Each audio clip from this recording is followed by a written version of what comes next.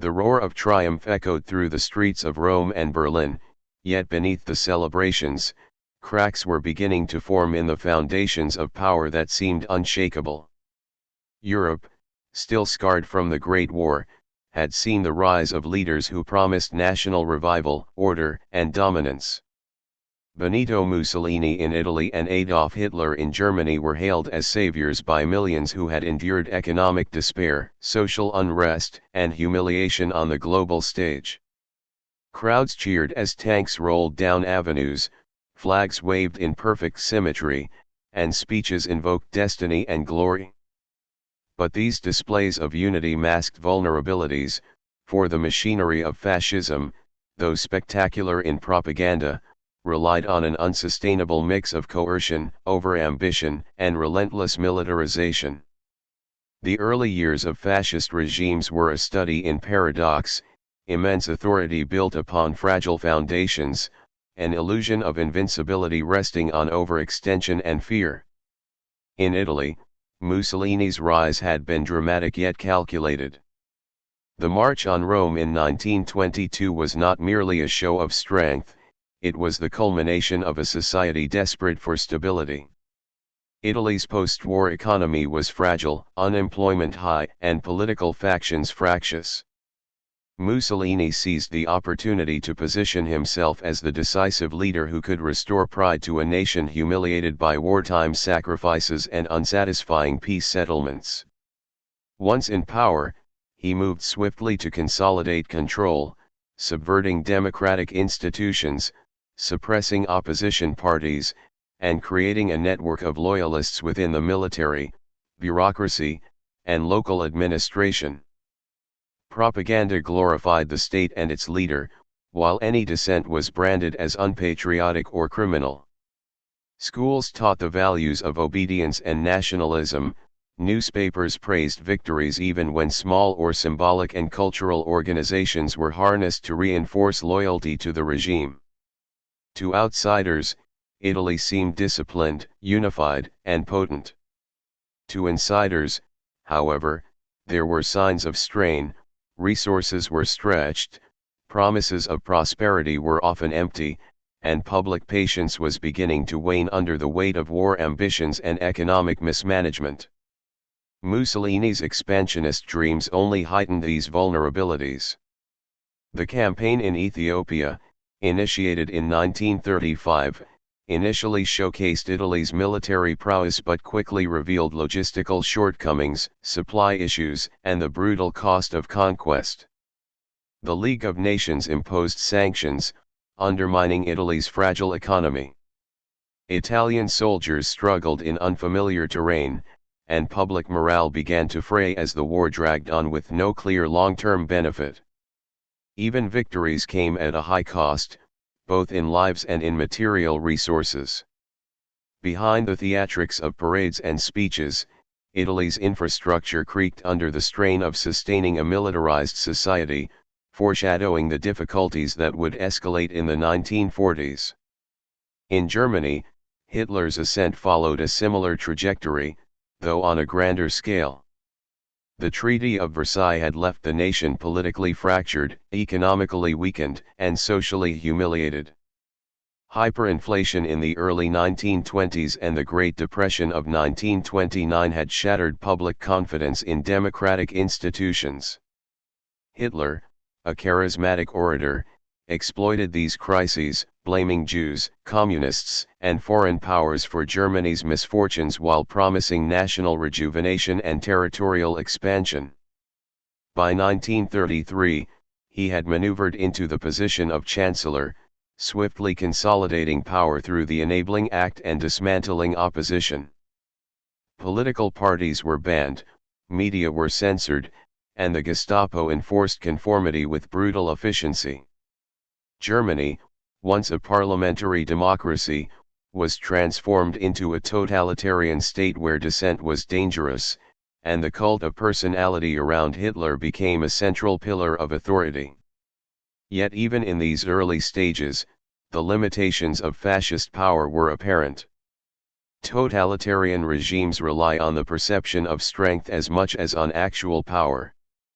Italy and Germany both relied heavily on propaganda to create an illusion of unassailable authority, but real vulnerabilities were present.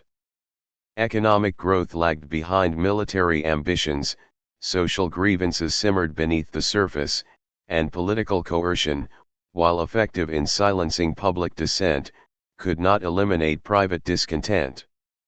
The machinery of fear could maintain obedience for a time, but it was brittle, unable to absorb repeated shocks without consequences. By the late 1930s, the fascist regimes began to overextend themselves in ways that would later prove fatal. Mussolini's decision to ally Italy with Nazi Germany brought short-term political gains but long-term strategic problems. Italian troops were sent into Greece, North Africa, and the Balkans, often under-equipped and poorly coordinated. These campaigns drained resources, strained logistics, and exposed weaknesses in military planning. Propaganda framed each campaign as a testament to Italian strength, but soldiers and civilians alike began to recognize the human and economic costs. Resistance networks began to emerge, often small and fragmented at first, but persistent, quietly undermining the authority of the regime from within. Germany's early military successes reinforced Hitler's confidence but masked the vulnerabilities that would later become catastrophic. The Blitzkrieg campaigns against Poland, France, and the Low Countries in 1939 and 1940 demonstrated efficiency and power, but the invasion of the Soviet Union in 1941 stretched Germany beyond sustainable limits. Supply lines were overextended, winters were harsher than anticipated, and Soviet resilience slowed the German advance to a grinding pace. The very system that had enabled rapid conquest was now proving inflexible, unable to respond efficiently to unforeseen challenges. Hitler's insistence on micromanaging military decisions further exacerbated the problem, often conflicting with the judgments of seasoned generals and creating operational chaos. Social cohesion under fascism was similarly under strain. In Italy, citizens faced rationing, inflation, and conscription, while propaganda tried to mask setbacks and failures.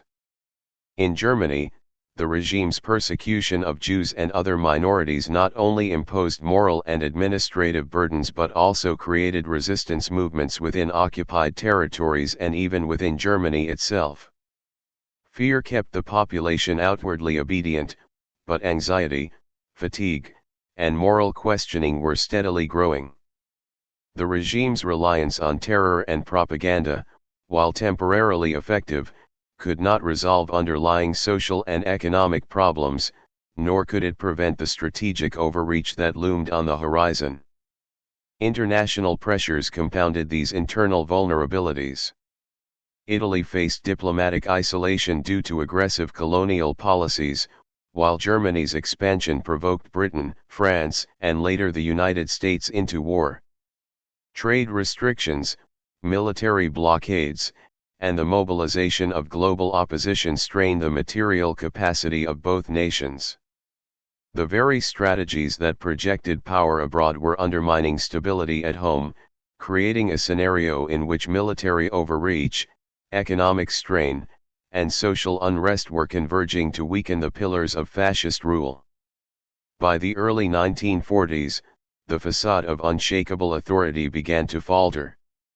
Mussolini's Italy was overextended, reliant on German support, and facing growing resistance at home.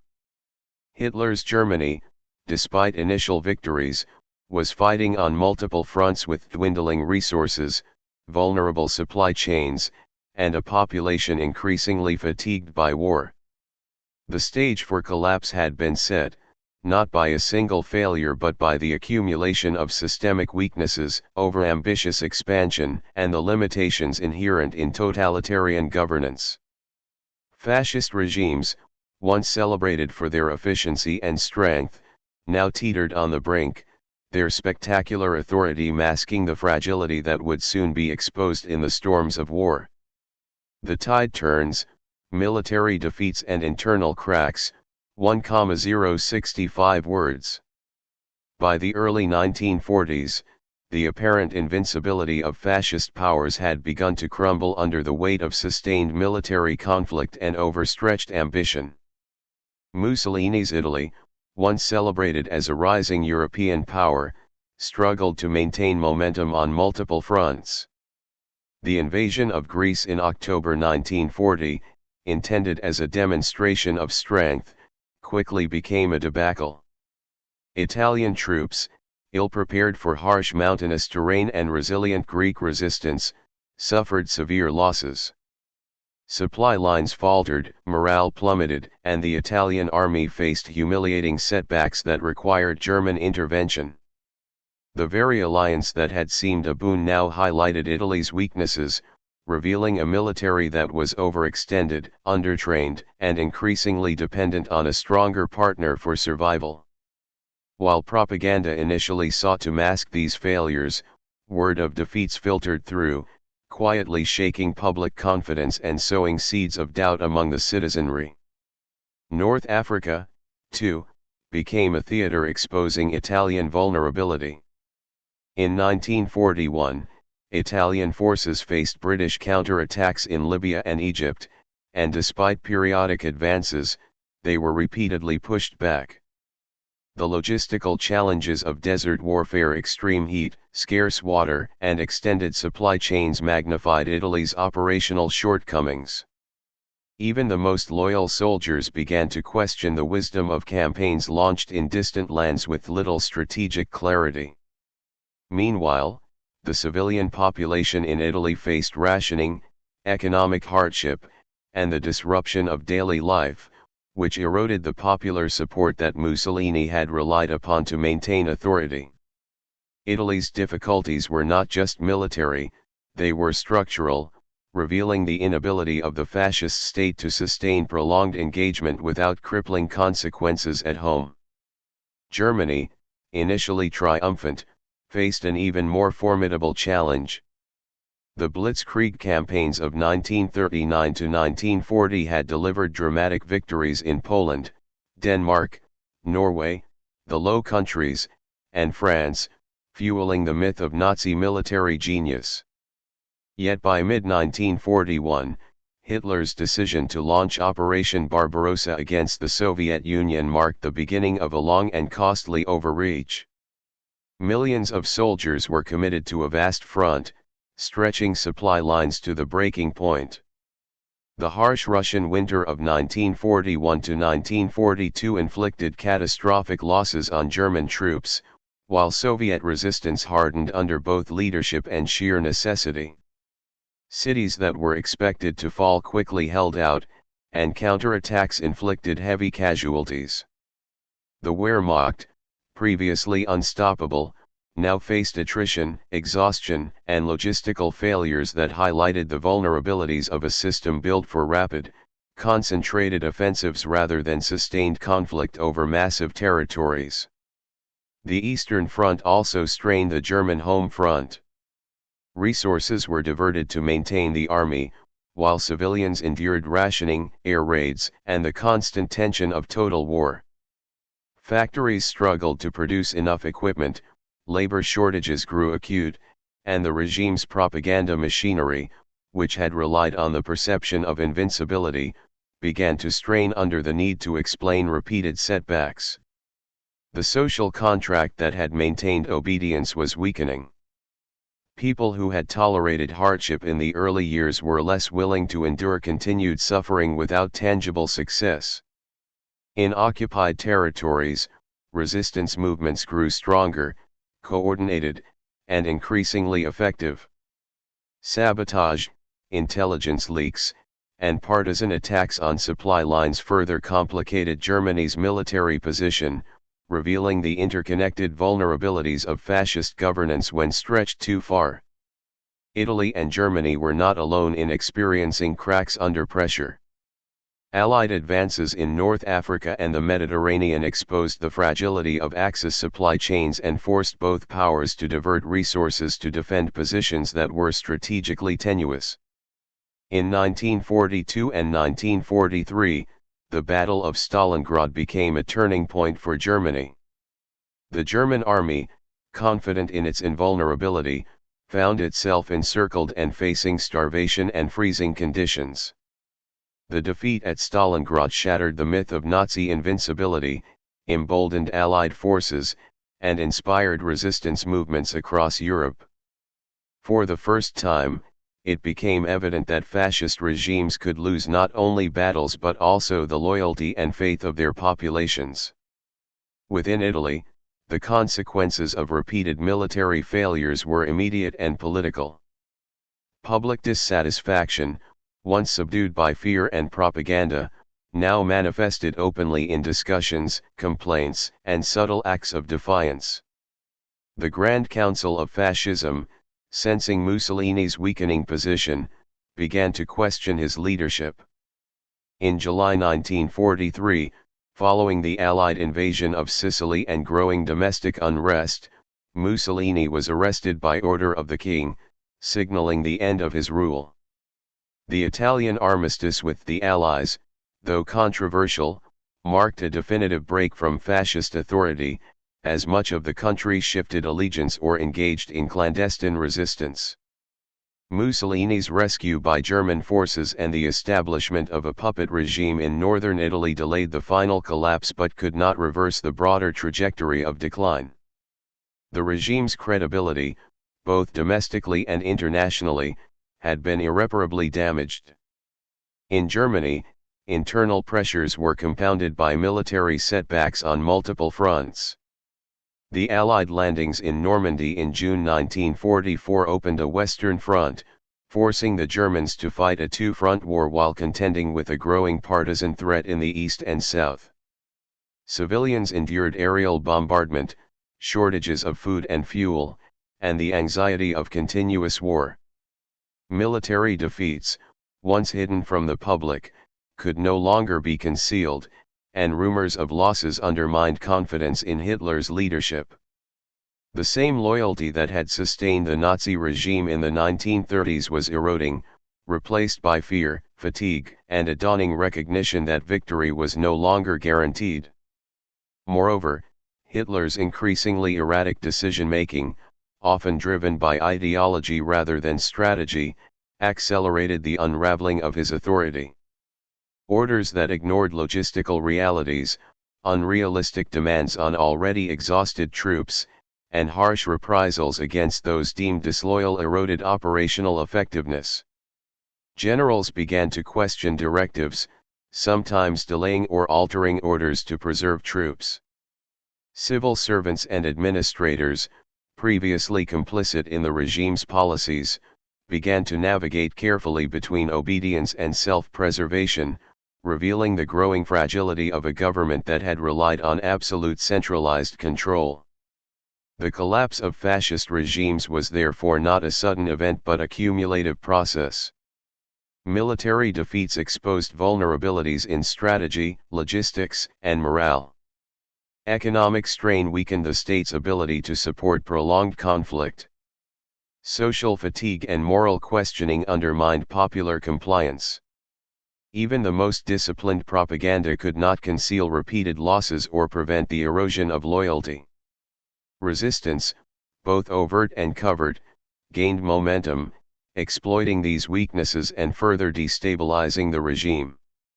By the mid-1940s, it was evident that fascist authority, though superficially strong, could not withstand sustained pressure from external enemies and internal dissent simultaneously. The experiences of Italy and Germany in this period illustrate a fundamental truth about authoritarian power: it thrives under control and success but collapses when overstretched and tested. Military overreach, economic exhaustion, and social strain are not merely challenges, they are forces that expose structural weaknesses. Fascist regimes, built on centralized authority, propaganda, and coercion, require a delicate balance. Once that balance is upset, the consequences ripple through every layer of society, from military units in the field to families in the streets, ultimately dismantling the very system that seemed unassailable. By the end of this chapter, the tide had decisively turned. Italy had begun the process of rejecting Mussolini, while Germany faced mounting pressure on multiple fronts, with the morale of troops and civilians steadily eroding. The once proud illusion of fascist invincibility was shattered by repeated failures, demonstrating that even the most disciplined, ideologically driven regimes are vulnerable to the combined weight of strategic mistakes, domestic hardship, and the determination of those who resist oppression. The collapse of fascism was no longer a distant possibility, it was a reality taking shape across Europe, a slow but relentless unraveling that would culminate in the dramatic defeats of the following years. The final blow, Allied advances and the fall of power, 1,075 words. By 1944, the momentum of war had decisively shifted against fascist regimes, signaling that their collapse was no longer a matter of speculation but an inevitable outcome.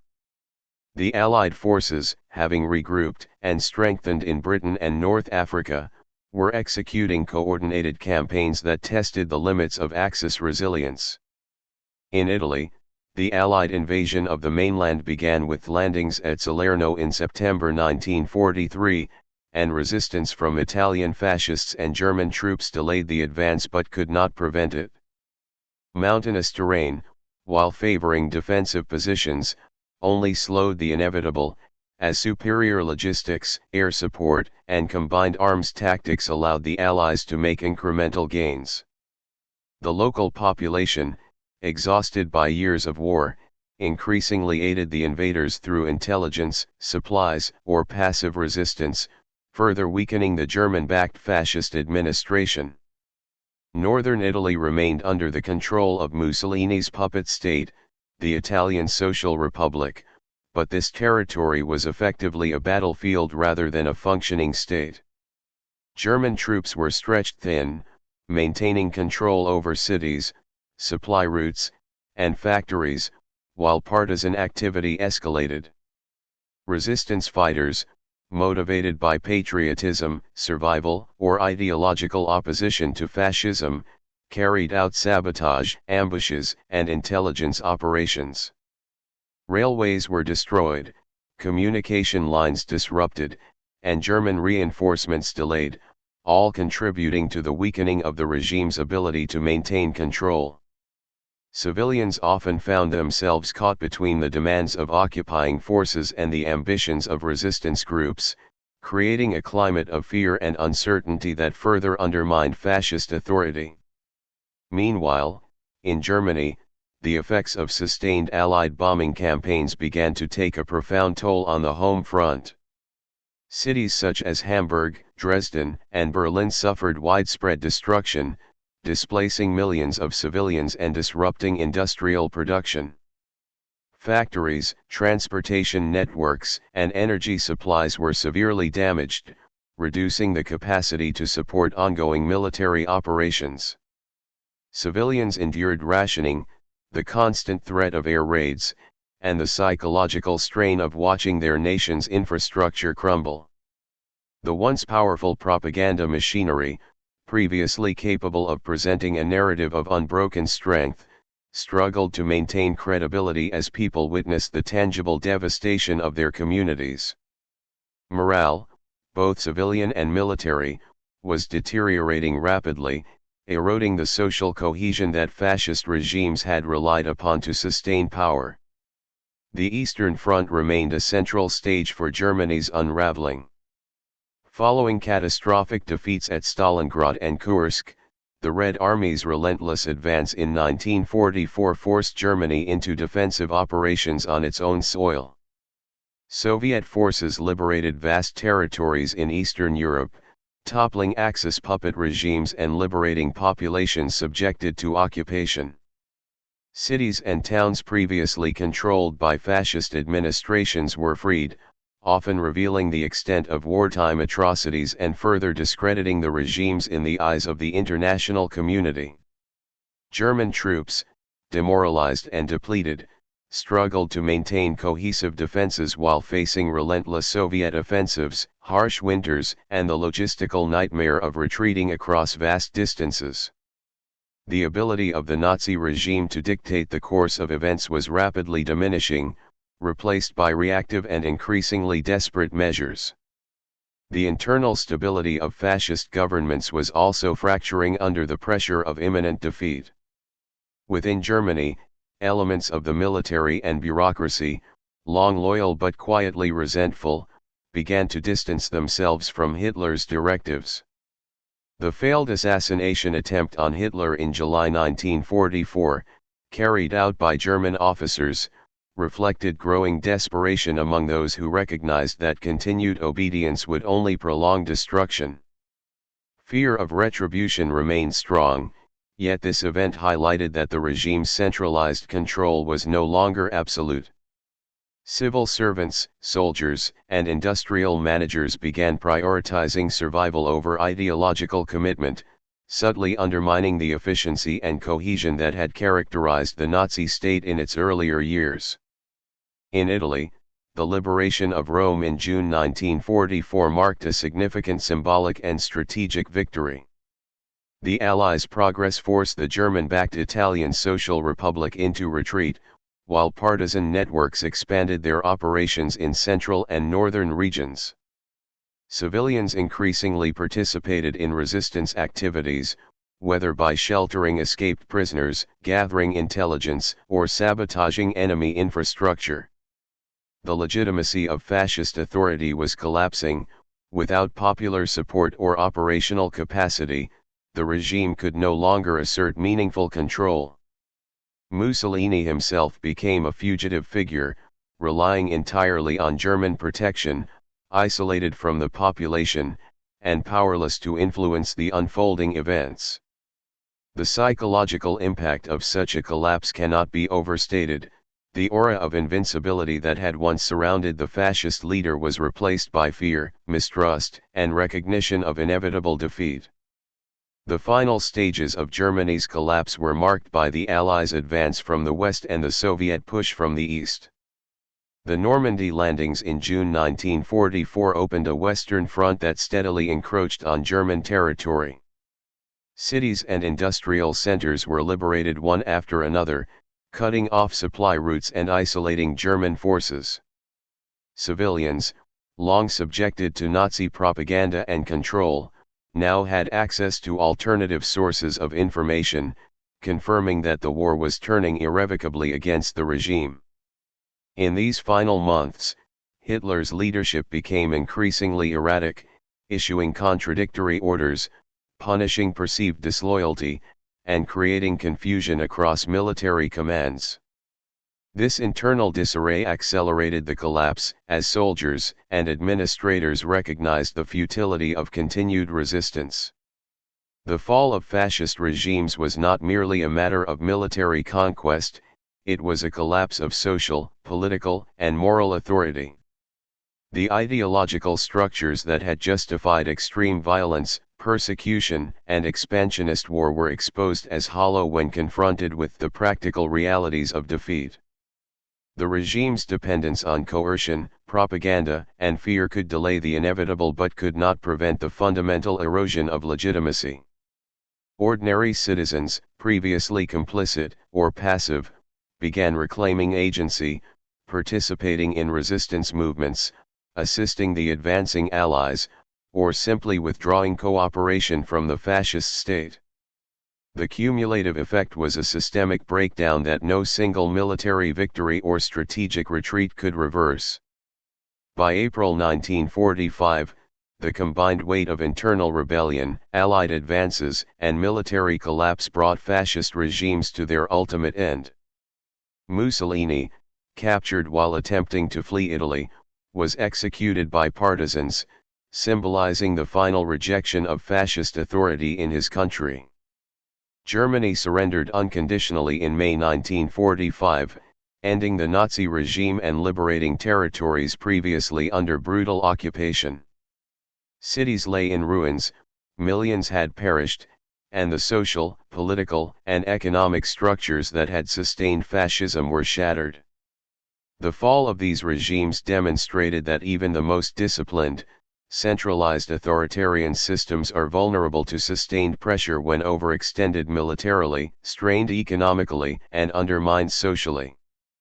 The collapse of fascism was a complex, multifaceted process, shaped by military defeats, popular resistance, and systemic inefficiencies.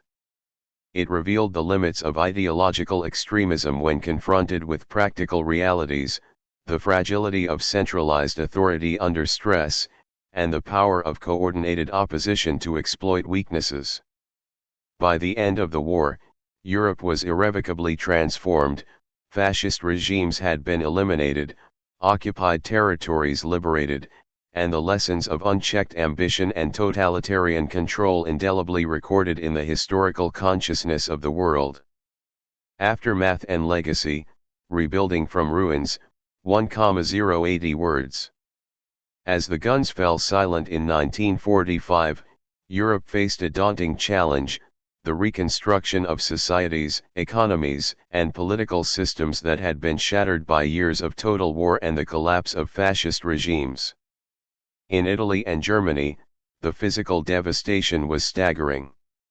Cities lay in ruins from bombing campaigns and ground battles, transportation networks were destroyed, and industrial capacity had been severely diminished. Millions were displaced, living in makeshift camps or with relatives, while food and medical supplies were scarce. Beyond the material destruction, the psychological toll on populations was profound. Families had been torn apart, trust in political leadership had been eroded, and the collective trauma of occupation, persecution, and constant fear lingered, shaping the social fabric of both nations for decades to come. In Italy, the immediate post-fascist period involved a complex interplay of political, social, and military factors. The monarchy, which had sanctioned Mussolini's arrest, was tainted by association with the previous regime, and a republic was eventually established through a 1946 referendum. Political parties that had operated clandestinely during fascism, socialists, communists, Christian Democrats, and liberals emerged to rebuild a functioning democratic system. Partisan groups, which had resisted German and fascist control during the war, wielded significant influence in local governance and national politics. This transition, however, was far from smooth. Competing ideological visions, residual loyalties, and the challenge of addressing collaborators complicated efforts to establish stability. Yet despite these obstacles, Italy embarked on a path of democratic governance, rebuilding institutions that prioritized civil liberties and political pluralism. Germany faced an even more complicated scenario. The unconditional surrender in May 1945 left the country under Allied occupation, divided into zones controlled by the United States, the United Kingdom, the Soviet Union, and eventually France. The process of denazification sought to purge political, educational, and cultural institutions of Nazi influence, but the sheer scale of complicity and the pervasiveness of Nazi ideology posed immense challenges. Courts, committees, and administrative bodies worked to identify individuals responsible for war crimes and to dismantle the structures that had allowed totalitarian control to flourish. Millions of citizens were scrutinized for their roles during the regime, from high-ranking officials to ordinary bureaucrats. While some faced prosecution, others reintegrated into society, creating tensions between the desire for justice and the practical need for societal reconstruction. Economically, both Italy and Germany faced severe shortages of food, housing, and industrial output. Agricultural disruption, destroyed infrastructure, and displaced populations made recovery an urgent priority.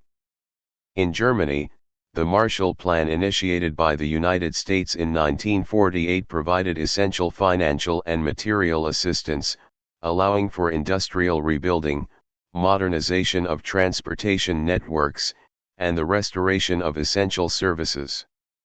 Italy, while receiving comparatively less direct aid, benefited indirectly through European recovery efforts, international trade, and gradual economic stabilization. Rebuilding economies was not simply about restoring production, it was about restoring confidence, creating employment, and integrating formerly militarized societies into a civilian framework capable of sustaining peace and stability. The social consequences of fascist collapse were equally profound.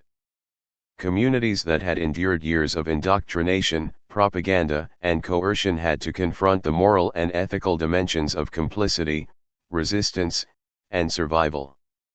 Survivors of persecution, Jews, political dissidents, and other targeted groups sought restitution and justice, demanding recognition of suffering that had been ignored or suppressed during the regime. In Italy, Jewish communities rebuilt cultural and religious institutions, while in Germany, survivors struggled with trauma and the challenge of living in a society that had facilitated widespread atrocities.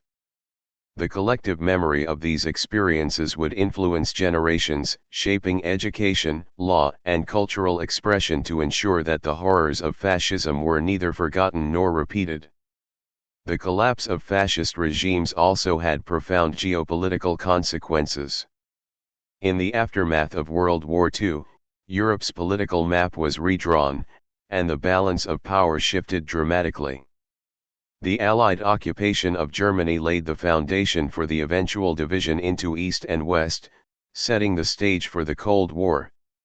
Italy, recovering from civil war and occupation, integrated more fully into Western alliances, joining NATO and participating in early European cooperative initiatives.